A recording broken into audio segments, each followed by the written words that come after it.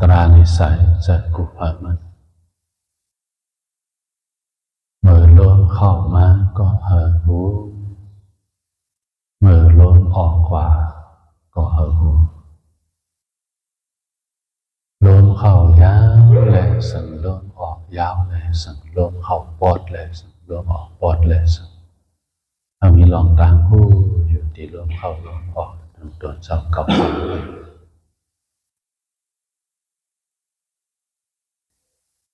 เอามือเอามาจับที่เส้นเอ็นเอามันต่อตรอก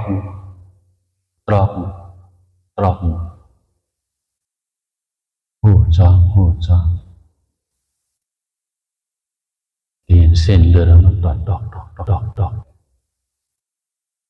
มือลมเข้ามาก็เห่อหูมือลมออกกว่าก็เห่อหูจอง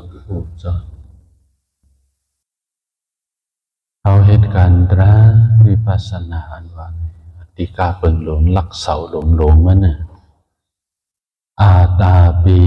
สัมปาชาโนสติมา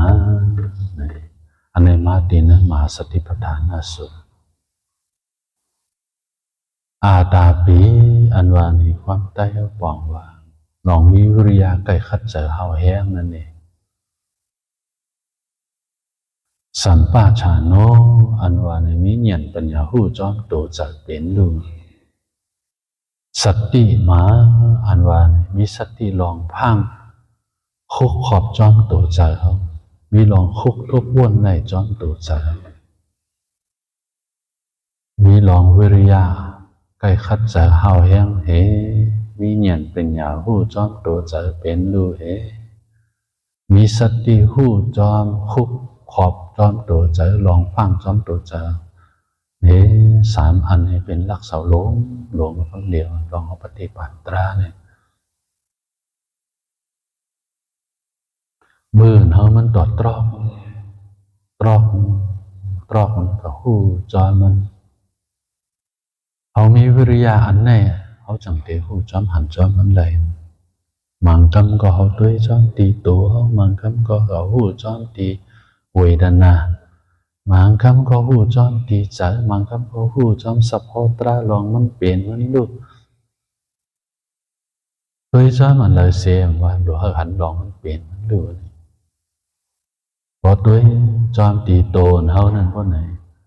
ก็ลองมันเปลี่ยนมันลุกไว้หนึ่งก่อนกักซ้อลงโดนมันเหตุการณ์ตราเนี่ยเป็นปัสสังหาตีนั่นเองหูจอมลองอันแผลมันหูจอมอันแผลอันกว้างมันเป็นเชิงหือเขาหลัดมากำเนิดก็หลัดคือลองเจอปิดเจอปอดหลัดคือลองเจอปิดเจอปอดเนี่ยโอ้มันป่องเจอง่ายเจอปิดเจอปอดอันเขาเป้งปอใจกอบอันนั้นเสียอันเป้งปอใจเขากอบอันนี้เสียอันเป้งปอใจเขาสัมพอมีหมักมือหลวงไว้อันเป้งปอใจตัวตรามันเต็มมันเป็นลองจะลำต่อสานอันนึงก็หนากอบอันนั้นเสียจะลำต่อสานอันเป้งปอใจเขาจะลำต่อสานออกก็เบออันไหนเสียแลอันเป้งปอใจเขาจะต่อสานจะพิจเจอปอดในมันออกพอหูจอมจะพิจเจอปอดอันนึงดีปอดไหนตราเจนั้นเขาเตะป่องใจกว่าเลยสัพเพสังขารอนิจจากาเป็นสังขารสัพพตราทั้งหมดทั้งสิ่งมันเกิมนะสังขารตราเนี่ยมันเกิมเขาอยากไปเลื่อมนะอีสังปอมาเก็บกำอ่อนหนึ่งก็เอามาเหตุการณ์ตราวิปัสสนานะเอามาฝึกไปทึ่งก็มันจะมาฝึกไปเพ้อก็มันจะมาฝึกเขาเลยเจอนิ่มอันลุกเลี้ยวในก็มันจะพอเคยเขาเอาลองเจอนิ่มลุกเร็วนอกศาสนาของเขามันมีอยู่เลยอันเอามาฝึกอีสังฝึกเขาผู้ช้อนตีโตใจเขาลองมันเปลี่ยนมันดูลองมันเปลี่ยนมันดูเป็นอันนี้ซาลองมันเกิมนั่นเก็บคำอ่อนนั่นเขาเข้าใจลองมันเก็บคำอ่อนนั่นได้ดีก็แหละยกเกี่ยวเขาบอกว่าเขาหูจักลองเจอลองมันถึงเก็บคำอ่อนก็ว่าตีโตเจ้าเขามีเก็บคำอ่อนนึงก็อีสังปอก็ใจ chờ hướng chốn bỏ mà các kẹp cắm ỏn nâng quấy chờ ăn liềm ngám chờ làm to xa chờ biết chờ bẩn bỏ mà kẹp cắm ỏn nâng quấyอีสังเซมว่าออกมาอันนั้นพูดบอกมาตีตัวจะเก็บกำอ่อนหนึ่งเก็บกำอ่อนหนึ่งเก็บกำอ่อนหนึ่งอันนี้จะสัญญาอันมันเกิมอันนี้จะสัญญาอันมันเกิมลองมันเก็บกำอ่อนหนึ่งลองมันเกิมเพราะไหนเพราะเข้าใจถึงอกถึงใจดีเพราะไหนโจปานเผาว่าเขาที่ได้อยู่กัดเย็นกัดใจเย็นใจกาเผาพวกนั้นฝ่ายหลังมานั้นก็เพื่อให้พูดจักลองเก็บกำอ่อนหนึ่งเลยเขาเห็นสังเสียว่าแค่มันเกินลงต่อโจสุดปะอันเขาซื้ออีสังมาเสียว่าแค่มันเกินต่อโจสุดปะลองจ้องว่าอันนี้ซามันพอปาจ้อมาเยาตีเนื้อนั่นมันเดี๋ยวหลุดเดี๋ยวเหลียวเยาอันเขาซื้อขืนโคเจอตื้อมานั่นพอเขามาหมดเจอตื้อในก็ขืนโคเจอตื้อตีอยู่จ้อนเขาหึงอิดเนพอเขาซื้อมาเสียเขาหมดเจอตื้อในก็มันก็ตีเจ้าเหลียวนั่นแหละสุดเดียวมันเป็นอันนี้ซามันขึ้นเว้ยนะใจเขาเนี่ยซ้ำใครหันลองมันขึ้นเขาก็เข้าเจอตีในเลยขืนโคเจอตื้นเขาซื้อมาเนี่ยก็มันก็เสียก็ก่อนมาเหินเลี้ยวก่อนฮัลโหลก็พิษกันกอบขืนโคเลี้ยวนั่นหน้าเหินเลยแตกกอบมันก็มังปอกจางเป็นเลยก็เปิ่มเข้าเจออันนี้ซ่าสังเข้าเจอลองอันนี้ซ่าพ้นไหนมันเลี้ยวก็มันก็ซื้อเหมือแท่งไม่เย้าหล่อก็เย้าโตกว่ามันพิษโมกันนี่พอเข้าเจออันนี้ซ่าสัญญาลองเก็บกำอ่อนหน่อยดีเพราะเขาได้อยู่กัดใจเย็นใจที่ตัวเข่งเขาก็เหมือนกันที่เนื้อตัวเนื้อเข่งเขามานั่งภาวนาอยู่ในมังกำจันเขานี้ไม่สุขากัดเย็นเสื้อสาที่ตัวเข่งเขาป่อมาเจอก็นี้มากำนำนั้นพอนั่งภาวนากว่าในคำนี้อารมณ์เมื่อตั้งนานเจอพุ่งปิวหูจ้อมันเนี่ยเจอพุ่งเปียวหูจ้อมันเนี่ยเจอไปบ้านนิ้ม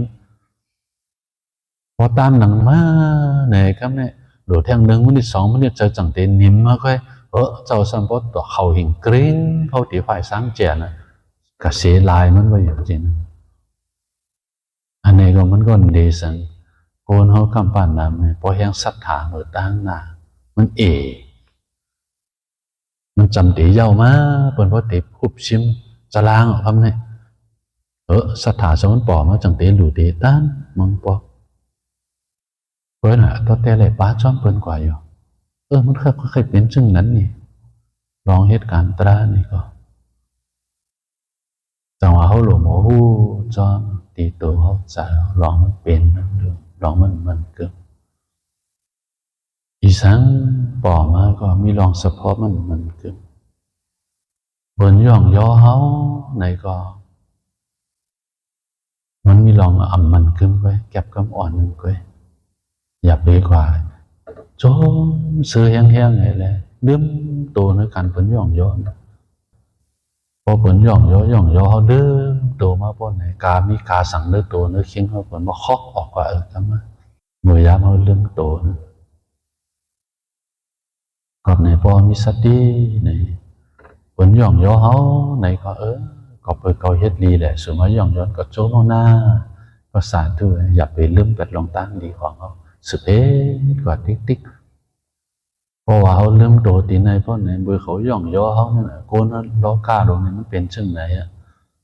เพราะว่าเขาจอยเขาไหลปันเขาไหลเพราะในเขาก็ย่องย่อเขาวันไหลเขาปันเขามาไหลเพราะในเขาขึ้นค่าขายเขาจี้เซนเน่เขามันก็มีลองในก็แหละย่องย่อจี้เซนนี่มันเป็นของโลกธรรมด้วยเม่เพราะว่าเขาพูดจักลองมันเป็นมันดูลีป้อนไหนเขาบอกไว้ว่าใจนี่ดีเนื้อตัวเนื้อขิ้งของเขาในแควเนื้อเลือดของมันตรอกตรอกอะโลมันก็มันตรวจเองไว้มันก็มันตรวจเต้หูเผียวไงเนื้อตัวเนื้อขิ้งมันพอสู้ข้าวเวทนาปอมา ลองตัวกัดเย็นใจก็กัดเย็นหมาบอกสมเจ็บเจ็บเสียบเสียบตีเนื้อตัวเนื้อเคี้ยว1 วันมีการแดกลายนับวันนับครั้งเดียวก็ในเนื้อวันหน้าพอเขากันยะลองตั้งดอกพอผลย่องย่อเขาในสังเขาอย่าไปลืมว่าอันนี้ทราบไว้หน้าอย่าไปลืมถามเนี่ยอันห้อมในจอยเลยเขามาในครับเนี่ยเขาซ้ำจี้สิเนี่ยเขามาในก็อย่าไปลืมอันนี้ทราบไว้หนึ่งก็เขาจีเซนเนี่ยเขาว่าเตียงเขาเนี่ยเขามีปากเขาที่ก็ห้ามปากเขาเลยปล่อยเขาว่าเป็นหน้าการเขาหลุดตัวอีจังเขาเฮ็ดพิษหือหมาหือเขาเฮ็ดเขาซ้ำเฮ็ดลีอยู่อันเขาจีเซนเนี่ยเขานั่นก็เพื่อคำนาดูเขาก็เพื่อเขากูเขาเปปุ่นเขาจะเอกสารกับวิธีหัวใจเขาค้าขายเขามิ้วหนึ่งยำมิ้วหนึ่งมิ้วหนึ่งยำมิ้วพวกไหนเขาขึ้นมาทัดสั่งด้วยตีตัวเขาใจเขาลูกพอตีตัวเขาใจเขาในข้อกรรมพิษในข้อกรรมพิษในข้อกรรมพิษเขามาหาลองตั้งพิษใส่กันก็เปิดใจเอกสารมีเนื้อหัวใจสู่ลงในนอกนมิวนั่นคำคัดใจเย็นใจหรอเมื่อว่าเมื่อซึ่งเจ้าหนีหลอนเขามาเหตุการณ์ตราวิปัสสนามันเหมือนหนังเล่นบากหนังนั่นจากเอกสารนั่นน่ะกับมิติเนื้อหัวใจเขาด้านดีอีดูเขาเขาคัดใจเหตุการณ์ดีอยู่สู่ซ้ำจีเซียนนี้1 1 2 2อันว่าในกบอันเขาเหตุการณ์ดีในสุ่มจ้อมเขาไล่เลยสู่กูเขาปีปุ่นสู่ด้านดีอีดูสู่ละเพราะว่าสู่จีเซียนนี้เขาสู่มิสุขากัดเย็นซื้อสารนี่ก็เอาละน้องสุขากัดเย็นซื้อสารเขาข้อมูลจังหนอได้กูสู่จ้อมสู่ไว้หนาฟังสักทีนะว่าอากูสู่จะเอกสารนาโลเบอร์นั้นเพราะปันอโจสู่มาสุดเด็ดทุกขาหังสู่ไปตาลีอีดูเขาจังว่าอันนี้จะสัญญาอันนี้เพราะหมอไว้วางใจเลยใจกัดเย็นพอใจเอกสารนาโลเบอร์เพราะบอกมาตีนอกนะใจเขาเลยด้วยจังวากมาอยู่ตีเงาตราหลอกมันต่อตรอกđối trong tổ lệ sang đối trong vị đàn lệ sang đối trong trời lệ sang đối trong sập ó tra lệ sang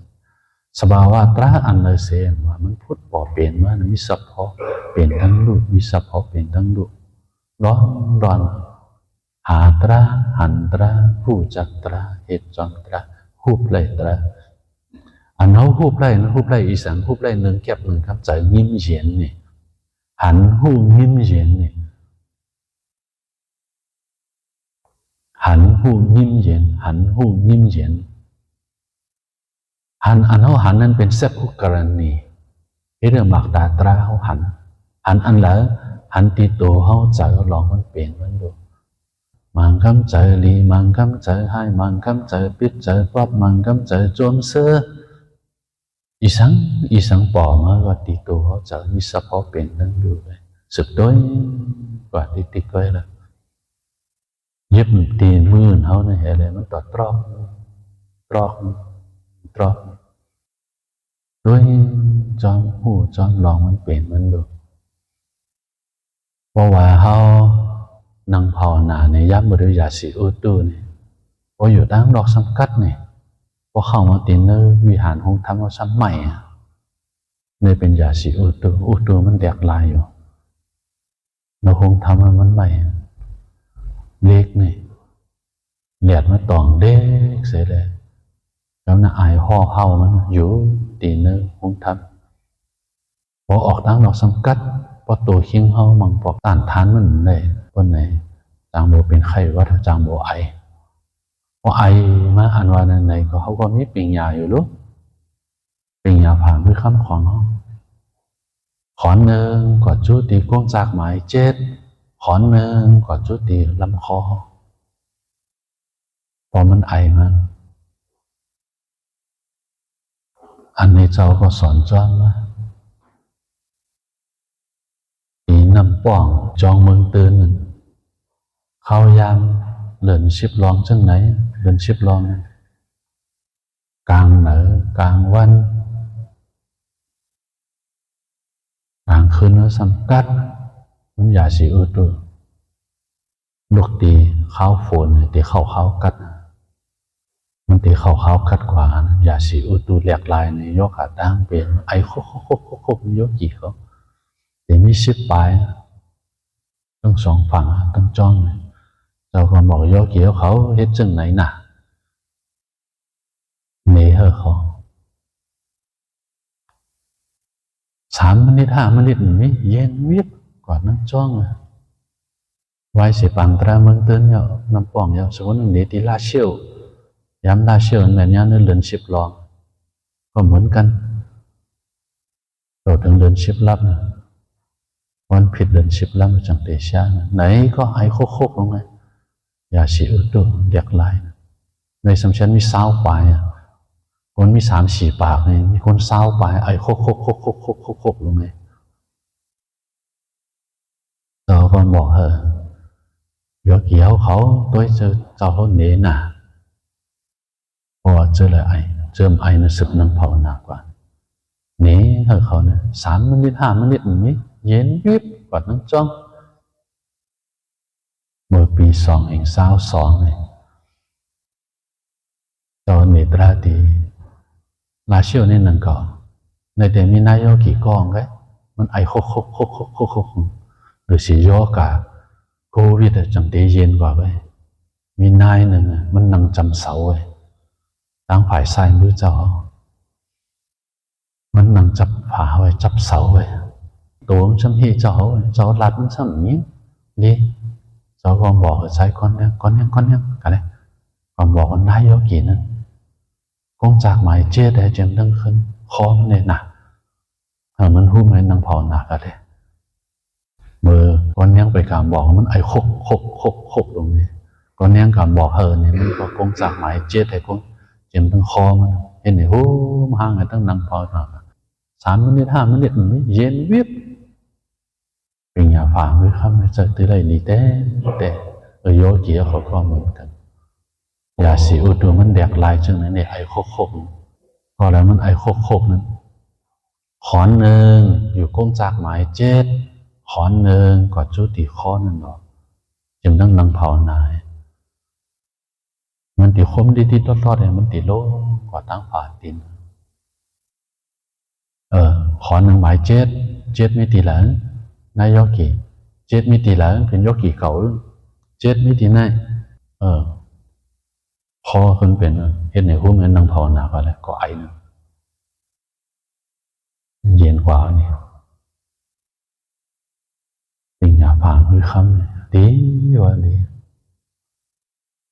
อ่อนตัวตรากว่าจะย่อเกี่ยวก็พอมันไอมาย่ำไหนก็คงจากหมาย7จนต้องคลำข้อกว่ากับจอมคำเดียวคงจากหมาย7นั่นอยู่ที่ซีมอนจอมโอ้เขาด้วยเป็นดูกว่าลองมันคมลิดรัดตีลำคอก็ด้วยจอมลองมันเป็นมันดู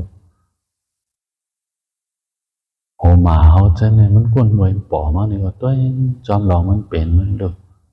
หันหูยิ้มเย็นสักขุกรันนี้ญาณกรันนี้อุปาสมายานี่พวกมันไปแม่นยาเส้นทางมากลางเส้นทางสายกลางไหนว่าพระเป็นเจ้าว่าถ้าสักขุกรันบักตาตราเนี่ยหันป่อมาว่าเงียนหูตาราอันมันเป็นจืดจางในป่อมาแต่ยิ้มเย็นว่าอุปาสมากิเลสมันติยิ้มเย็นลงกว่านี่พอหันเป็นดูมากำเลยก็หันหูยิ้มเย็นอันนี้มันเลยกา3 ข้อมันซ้อยกันกว่าเนาะซ้อยจ้อมกว่าแล้วก็เนี่ยสมาธิแท่งสังกันเนี่ยอเบญญายะสัมโพธายะนิพพานายะสังวัตติอเบญญายะอันว่าเนี่ยภายมันเขาเด่นเนวาไว้ทุต้นเงียนเพียนตีเงียนอารมณ์เนี่ยผิดเนี่ย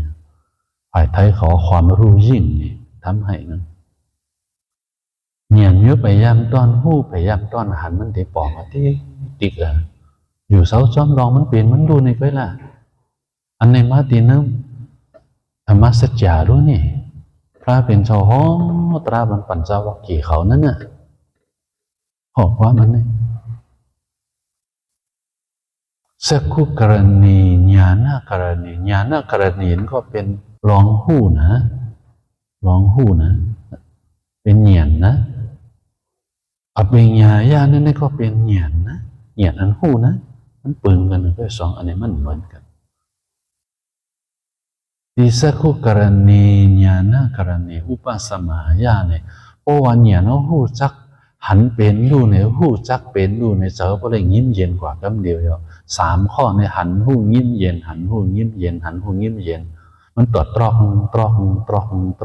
อยู่เสาจอยมันอ่ะจะยิ้มเย็นอ่ะติ๊กอ่ะพอยิ้มเย็นกว่าไหนครับเนี่ยเพราะเอ็นแห้งของเขามันก็แก่ขึ้นมันนำต้นขึ้นมาหันเป็นดูนำต้นเบี้ยวไปย่ำต้นหูเตะหูมาเบี้ยวไปย่ำต้นหันเตะหันมาเบี้ยวไปย่ำต้นป่องเตะป่องมาเลี้ยงมาป่องมาเลี้ยงมันติ๊กอ่ะอันนี้เป็นอภิญญาญาณนะเหมือนกันเลยพวกโกหตราเนี่ยตัดเองว่าคากเนี่ยงากเนี่ยอุ้ยงากเนี่ยไม่ใช่หาหยาบอยู่มีมจะมีอยู่มีมจะนะเจ้าว่ามีมจะนะมิก็หนามันหาหยาบนะรอบไหนเขานั่งภาวนาอยู่จึงเลยกลางเลยเนี่ยมันโป๊ะใหม่เขาเลยนั่งนำอิดนึงเจ้าก็ปันสติโหตราจ้องอยู่มังกรหัวเจอมันคมลิดๆดดๆป่อมันก็กระตุ้ยจอมันหยาบอีจ้ามันเองเดียวเหรอมันเพ่งเป้งกันศรัทธาวิริยะสติสมาธิปัญญาเองเตรห้าเปิงว่าโปห้าเปิงโปนมันว่าติปละโปนั้นว่าติปละแหงมันย้อมถอยนะอันเดียมาเก้าศรัทธาเป็นอันยุ่มยันนั่นนะพอมาเก้าเนี่ยก็เขาย้อมถอยมันอารมณ์เจ้าเสียเนี่ยขัดจะหาเห็นตั้งหูมากุฏิกูตั้งเจมอ่อนๆอ่ะใจก็อันนี้ตราเมืองเขาไปจำนอกเมืองเจ้าเสียอันนี้มาสับคนอันนี้ร้อมเนื้อลิกเนื้อไล่อยู่รู้เนื้อโตเป็นจังหือคนนี้เนื้อลิกเนื้อไล่คนนี้ความสอนพระเป็นเจ้าวัดจังหือก็มักงากเนี่ยเขาเป็นจังไหนโอ้ยศรัทธาเขาไม่เป็นมาเองหลขึ้นอยู่มาเฮ้เขาหันมันเนี่ยจืดเจ้าอยู่เขาหลวงมีศรัทธาของเขาย่อมย้ำการดีการจ้าตั้งแต่ในกว่าอันดีมงั้นพอถึงเงื่อนเว้ยพอถึงขัดใจเหตุการณ์ดีน้ำเขาหลุดแทบตัดคนนี้จะศรัทธาย่อมย้ำพระตรัสโดยจอมกว่าเมียนอันไปป่าตอนหูตอนอันมันตีปองมาเลี้ยงมาเป็นลูหูแจงแห่งยศหมดเย็นเป็นดูในทุกขาสัจจะหูแจงมันเป็นมรรคสัจจะแห่งยศกว่านี่อันเป็นสมุทัยสัจจะกิเลสมันแห่งยศกว่าติ๊กก็เพราะกิเลสมันแห่งยศกว่าติ๊กใจก็เลยเงียบเย็นเป็นดูหูแจงแห่งยศหมดเย็นเป็นดูหูแจงแห่งยศหมดเย็นโจพอหันขันถาเป็นดูหนึ่งเก็บหนึ่งคำนั่นนะเมื่อกาสัจจะสี่เปิงหนึ่งมันหูกันหนึ่งเก็บหนึ่งคำอันนี้ไปป่าถึงตีโลกุตระนะกิเลสมันหมดเย็นกว่ากิเลสแห่งยศกว่ากิเลสก็หมดเย็นกว่าเต๋อก็เลยเงียบเย็นจอมเต้ติกนี่โจพองตัวเป็นดูอยู่วิปัสสนามากในหลวงเป็นดูเนื้อจดเนื้อโตน้ำวันน้ำครับเดียววิปัสสนามากโลกุตระมากนั่นเองมันปอมาพอโสดาปฏิมามันปอเลยปอกเหลวก็เยอะสกทาคามีมากมันปอเลยปอกเหลวอนาคามีมากปอเลยปอกเหลวอรหัตมากปอเลยปอกเหลวโผนั่นก็เหมือนกันโผนั่นอันจอมไผ่หลังมากและจอมไผ่หลังโผเนี่ยมันแปลกเปลี่ยนกันโผอันจอมไผ่หลังมากเนี่ยเพราะหันเป็นหนูตัวเป็นหนูหันเป็นหนูสุดเดียวเฮ้พอโลกุตระมากบอกมาเพราะว่าก็อันเป็นโผนจอมไผ่หลังบางจอมมาคำเดียวอันมีสังขารกลางมันเป็นอนันตระปัจจโยเป็นอันไหนนี่อันมีสังขารกลางมันนะ ราะว่าเป็นเหยียนแดดในก็เตมา3 ขนาดเพราะเหยียนเทิงในก็เตมา2 ขนาดเช่เขาก็ตีนึกภวังกัดจิตเลยก็เลยพวกเขาก็ตีนึกเหมือนคนนอนรับไปหูโตมาจึงนั้นหลักง่ายมันนะตัวเป็นดูเบอร์พ้องนังพอน่ะเป็นดูมังพอมันเพี้ยกับเป็นกำนึงสังว่าเองเดียวเพลงหรออันนั้นมันเดี๋ยวเข้าอะไรยั้งนั่นก็เพื่อเองเดียวไปป่าเพลงไปป่าเข้าเลยเขาอยู่จับอยู่พอหันเป็นดูมันอยู่ที่ปากฟักตัวมาโขนในป่านเวเนี่ยมันอยู่ปากฟักตัวมันเวนะตัวจอนแบบติ๊กมันก็มันเอาไฟฟ้ามาสดปลุกเนี่ยหันเป็นอยู่สุดกว่าพอหันเป็นอยู่สุดกว่าเนี่ยเมื่อฟ้องหันเป็นดูอยู่นั่นเป็นวิปัสสนามากพอโลกุตระมากป่อมาเนี่ยมันหันเป็นดูมันหันในป่านนำการวิปัสสนามากเลยโลกุตระมากมันเปียกเปิงกันเชิงหือนำการวิปัสสนามากเนี่ยตีขันธาก็จนปล่อยวางแบบตีกิเลสก็จนปล่อยวางแบบตีกันมันมี2 กิกซ่าเลยอย่างนั้นหันขันธาเป็นดูอันไหนอันเบื่อเขาก็เย็บอยู่มันตรวจตรอกตีเส้นเลือดชีพจรเขาเนี่ยมันเป็นวิปัสสนามากรู้นี่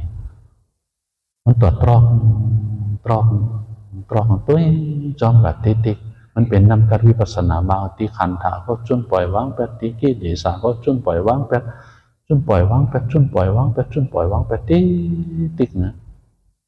พระเป็นเจ้าแตกในอุปมาจึงหือในมังปอหังแตกในมันต้นไม้เนี่ยต้นไม้อย่างต้นไม้หลวงมันเกิ้งจูตั้งหน้าวันออกนั่นอยู่พระเป็นเจ้าย้านเขาจ่องหันต้นไม้อันนั้นหันขาต้นไม้มันกึ่งชูตั้งเหรอกึ่งชูตั้งหน้าวันออกค่ะสังว่าต้นไม้อันนี้หากมันกวนปั้งกว่าแลสังรวมเนี่ยมาเป่ารวมกว่าแลสังต้นไม้มันตีร่วมมาตั้งเลยตีร่วมมาตั้งหน้าวันออกนั่นค่ะไอ้สังสังร่วมมาตั้งนั้นก็เปิดมันกึ่งชูกับตั้งหน้าวันออกค่ะไม่เป็นตีแตกนี้พระเป็นเจ้าย้านเขาก่อนมันปองแพตีเนื้อมากังตราแปดเปิงอยู่นั้น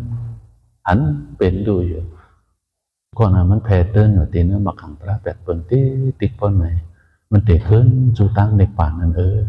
ก่อนจูตั้งในป่านติ๊กคนนะอันไหนนะแต่เตะโลกุตระมากพุทธปองได้มาแปดเปิงในก็ไหนมันหนุดโลกี่มากมันหนุมากตั้งนะสัมมาทิฏฐิสัมมาสังกัปปะสัมมาวายามะสัมมาสติสัมมาสมาธิเนื้อกา5 เปิงในเป็นโลกี่มากมันม่านตั้งปุปปะการเพราะในมาในพวกหันขันดาเป็นสุดเพราะว่าก่อนเองสุดกำเนิดก่อนโลกุตระมากมันเตรียมท้นกำนั้นมากังแปดเปิงเตรียมท้นกำนั้นเพราะว่าโลกุตระมากป่อมาเนี่ยตีขันธาก็จนปล่อยวางแปดตีกิเลสก็จนปล่อยวางแปดตีในป่านก็มันหันวิสารเกกซ่าวิปัสสนามากในมี2 เกกซ่าตีขันธาก็จนปล่อยวางแปดตีกิเลสก็จนปล่อยวางแปดโลกุตระมากในสัมมิ3 เกกซ่าตีขันธาก็จนปล่อยวางแปดตีกิเลสก็จนปล่อยวางแปดตีในป่านก็มันหันกับแนวเหตุการณ์ตราถึงตีแล้วจังเตยอกตัวโดยเราบอกหันถึงขันธาเป็นอยู่ก็สู้จังเตยอกตัวโดยหันขันธาเป็นลูกย้ำมาเลยย่อเกี่ยวขอหันกูฝั่งมันเอาด้วยมันตอก2 หันขันธาเป็นดูในพจน์จ้าง3 หันขันธาเป็นดูพอสู้จังเตยอกตัวอ่อนสุดด้วยตราว่ากูฝั่งมันนะเขายังมีกากันอ่อนกันซะเขายังไม่เป็นพอดีกู